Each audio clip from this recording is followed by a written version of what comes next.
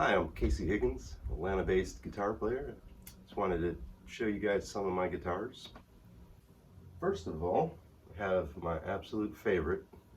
This is a 2000 Godin Custom F that I actually built at Godin Guitars when I was in high school. This is our prototype for the Custom F, flame maple top, and Mojo Tone push pots, 3-way, Lindy Fralin pickups, I think an 8.4 and an 8.2 or something like that, and amazing one-piece quilted maple back, and a bird's eye maple neck, rosewood fingerboard, ebony top cap, and a rosewood back, a little fluted neck reinforcement. The interesting thing about this guitar is it's a bolt-on, actually, which the neck joint is ridiculously tight. You don't even really need the bolts. And it's also, when I built it, I designed the inside of the guitar and made the top pretty thick so it wouldn't feed back as much. Carved kind of two bowls right under the F holes to try to throw the music out.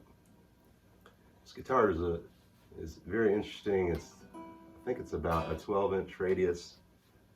I think it is a 12-inch radius and pretty flat.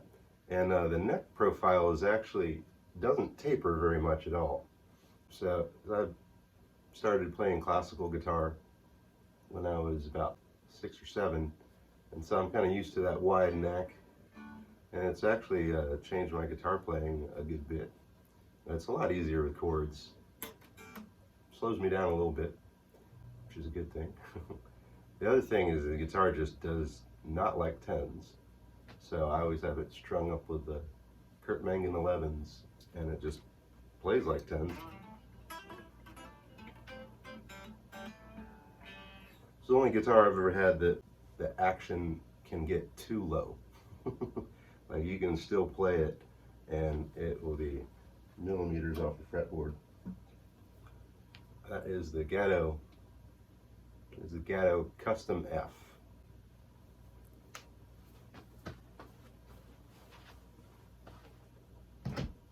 So next we have my newest guitar. So at the shop where I built the Godin Custom F, before Ryan Godin owned it, and shops in North Carolina on 9th Street, kind of near Duke campus. Before Ryan owned that shop, I worked for another guy who owned the shop, and before he owned the shop, Terry Mcinturf owned the shop, and it was called High Strung. Terry is known as the best guitar painter in the business. The paint on this is ridiculously thin. Or he had a couple little dents you can really just see. It's got an amazing quilted maple top and a matched mahogany neck and back. A little bit of flame in the neck. And it's Terry Mcinturf designed DiMarzio pickups.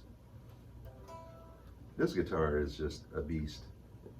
I've always wanted one of these since I met Terry, and when I was about 9 years old, he worked on one of my guitars and let me play one of his Zodiac guitars, which is just amazing. I've just been in love with them ever since. It's a really cool guitar. The strings are pretty tight on it, which I like a lot. It kind of really helps bridge the gap between some of my other guitars. The other really interesting thing is his nuts are half bone, half a graphite. Kind of see that. But Terry is a very nice gentleman. I kind of contacted him about how to take care of the finish. It's got a soap bar humbucker and a couple single coils. Very versatile guitar. It just plays amazing. Couldn't be happier with it.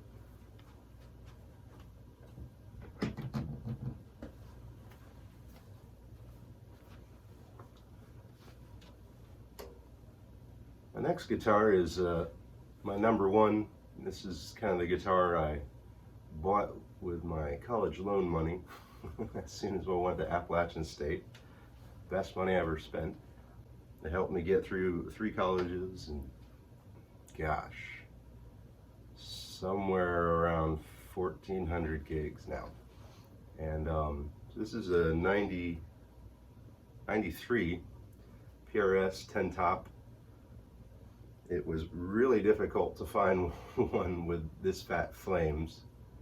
PRS does not like flat flames, but I do. So just finding a 10 top with fat flames took me about 8 months, and just bidding on all kinds of crap on eBay. But I finally got this one, and there was pretty much no description on it. There was just a couple really just horrible pictures. So I knew it was a 93. That was before they went to CNC. So it's just got a little more mojo. So when the guitar came in the mail to my dorm room, I opened up the box, and I had no idea it had gold hardware. I had no idea it had a 10 top. And so I really scored on this guitar. I also have the Mojo Tone push pots, and it's the regular one on this one. I kept breaking that one. I'm trying these Pure Tone jacks. It's really cool. But beating this guitar all up, and the frets are about gone, so it's about due to get a whole rework. But this guitar has really saved my ass a couple times, more than once. When I lived in Savannah, I tore all the tendons in my index finger, and I had to spend a year just basically playing guitar, and like 5 nights a week, and 40 to 50 students, you know, with 3 fingers. Somehow I made it work. But the only way I could get through that, it was with this guitar, as it's just so easy to play. It's just you know, it makes it a lot harder to play my other guitars, honestly. But I love this one very much. I'm trying the Mojo Tone Black Magic pickups in this, which are very cool. Half ceramic, half Alnico. Yeah, I like them a lot. I'm not very much of a hot pickup person, but I was just trying them out. I also redid all the electronics for a 3-way switch. So I'm a little too dumb for a 5-way. Next, we have my Strat. I looked everywhere to buy a Strat, and I just wanted to get a really nice American one. And all my guitars are pretty much specimens. They're the best representation of that type of guitar I can find and get my hands on. But this guitar, I spent about 3 years looking for a Strat pretty aggressively. I went to about 4 different states, tried about 20 different music stores, tried over 100 of them, and just none of them really spoke to me. And then one of my college friends was telling me he was selling this guitar, and I was always trying to get him to sell it to me. But it's just a really fine representation of a Strat. I've really not played another Strat that played as good as it. I'll put it up against any American Standard or custom shop, or even the super Strats. This one's a 97 American Standard. Switched out the pickups for Lindy Fralins, and they're just regular output, not hot or anything, but very nice. I grew up playing Gibson, so Strat is and Fender is a very weird world for me, but so I like to keep it Fender stuff sounding as Fendery as I can. The humbucker guitar is I don't couldn't care less. But it's just, whatever works. But Fender guitar is, I love that Fender vibe, the Fender sounds. I have a old '69 twin reverb. It's just a joy to play. But I took the paint off the back of the neck and kind of sanded the heel. It has a really awesome heel joint. Like you can swing this thing around without the bolts in it. I put in locking tuners, and the tone, first tone goes to the neck pickup, and this tone goes to the bridge. There's nothing hooked up to the middle pickup. It sounds amazing, but yeah, it's my favorite Strat in the world. I think there's a push-pull on it too. I forgot about that. So this is one of my newer purchases. It's a Godin multi-tack nylon string guitar. I think it has the kind of the normal profile, it's kind of smaller profile neck. Like I said, I grew up playing classical, so and this one is kind of bridges the gap between electric and classical real well. The neck isn't too wide, but I love those 2-inch wide classical necks. You know, it's like home to me. This one sounds great. I put some Kurt Mangan strings on it, and it just sounded amazing. You really need hard tension classical strings, or it's not fun for me. But the Kurt Mangan classical strings have been really impressed with those. The cedar top, you know, with the MIDI pickup. Yeah, it's a wonderful guitar. Out of tune. And now this is my best score I ever got. So I bought this when I was in high school from a guy who was selling it from the newspaper. You know, back in the day, in the 90s, people sold their guitars in the want ads, and so the advertisement said, "Cool Gibson guitar, $125." One of my friend's moms told me about it. I went and checked it out, and just like my jaw was just floored. So what do? I talked the guy down to $75. But I felt bad, so I ended up giving him 100. Now this is it's a very rare Gibson. It was either made in '71 or '73. It's hard to date. You know, these '70s guitars before they went to the 1st and 5th number. It's very different than SG's. It has a pencil neck, which is just ridiculously thin. Yeah, I can kind of bar my thumb, kind of like a Hendrix used to do. The original tuners were broken and it was terrible. It was kind of silver keystone ones. They looked real cool. It has a reinforced neck. Gibsons are notorious for breaking the regular neck, so this one's reinforced. It also has a reinforced neck on the other side. So it's kind of it has a, I guess, what do you call that? Piece of wood that goes over the top of the body. Yeah, it's not cut out. It's really pretty tall. It's like about a ½ inch comes up. Soap bars and Bigsby. And I made a little piece of aluminum in here, so I can just pop the strings through, because these things are ridiculously hard to restring. It takes about 4 times as long when I don't have that thing. But this is the guitar I really learned how to play on when I was in high school, playing all Jimi Hendrix. So it's pretty much almost all this guitar has ever played is Hendrix and Metallica. Maybe some people. But one of my favorite guitars, and this sounds amazing. I use this for all my rhythm tracks. You know, when I'm playing rhythm guitar, it squeals. All right, I bet you all have been wondering about this guitar. So, I made a little badge in the top. That was actually from an old piece from a MacBook Pro. This is a Sterling guitar. I've seen a lot of these online, and there's about 3 different companies that rebranded this same guitar.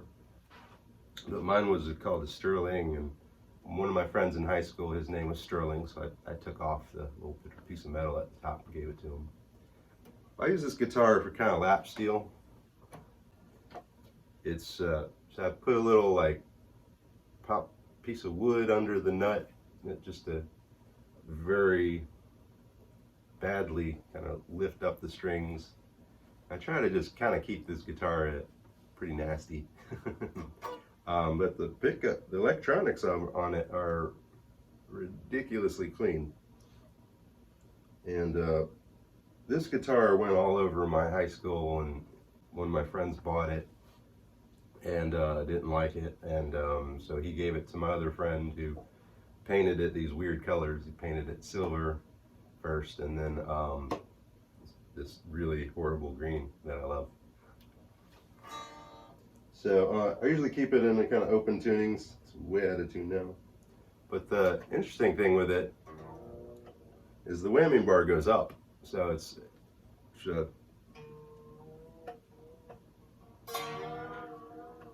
makes it perfect for a lap steel. And I didn't have the whammy bar, so I just kind of put some, I think that's a foot from an old chair, an old piece of metal to wang bar it. But really weird guitar. Affectionately call these pawn shop specials, but one of my favorites.